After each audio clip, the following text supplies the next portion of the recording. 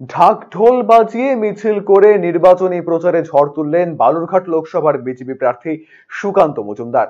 শুক্রবার দক্ষিণ দিনাজপুরের গঙ্গারামপুরের ফুলবাড়ি এলাকায় নির্বাচনী প্রচারে বেরিয়ে তৃণমূল কংগ্রেস কিষাণ ক্ষেত মজদুর জেলা সভাপতি আলবু হায়দার আলী এবং তৃণমূল পরিচালিত উদয় গ্রাম পঞ্চায়েত প্রধান অসিত কুণ্ডুর সাথে হাত মিলিয়ে সৌজন্য সাক্ষাৎ করেন বিজেপি প্রার্থী সুকান্ত মজুমদার।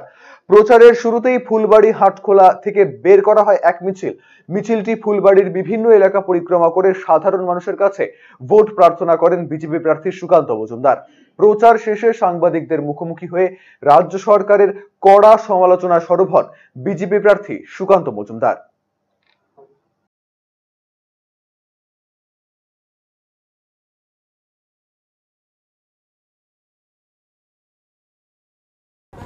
সার্ভে করে দেখতে বলুন মিউনিসিপ্যালিটিকে, দেখা যাবে বেশিরভাগ বাড়ি যেগুলো নতুন নির্মিত হয়েছে তারা কাউন্সিলরকে টাকা দিয়ে দিনের পর দিন অবৈধভাবে বাড়ি করেছে। তো পুরো ফাঁকা করলে পরে ঘরের মাঠ হয়ে যাবে গার্ডেন রিচ।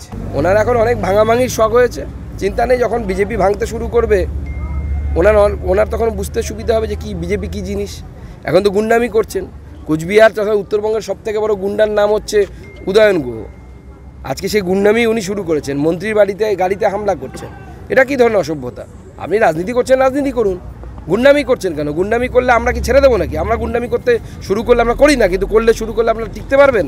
দেখুন, 10 বছর সন্দেশখালী আফগানিস্তান হয়েছিল, অর্থাৎ যেখানে কোনো রাজনৈতিক দল তাদের কর্মকাণ্ড করতে পারতো না। সে আপনি আফগানিস্তান বলুন বা উত্তর কোরিয়া বলুন, যাই বলুন না কেন। এবং সেখানে এই মমতা বন্দ্যোপাধ্যায় নতুন যে আমাদের কিম জং উন হয়েছেন এই রাজ্যে, তিনি সেখানে তার সন্ত্রাসের রাজত্ব কায়েম করেছিলেন।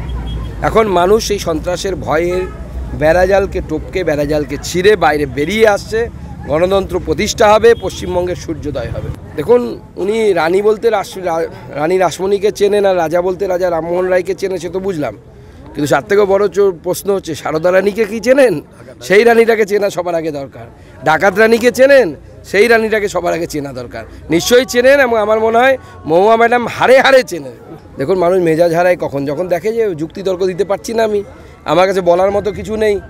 মোদির ঝড়ে সব উঠতে চলেছে, জামা কাপড় সব উড়ে যাবে, এরপরে রাজনৈতিকভাবে উলঙ্গ হয়ে যাবে এরা। মোদিজি তো সবে শুরুই করেনি এখনো কার্পেট বোম্বিং। উনি এলে পরে এমন ঝড় উঠবে, এমন সুনামি উঠবে, তৃণমূলের সব উড়ে যাবে।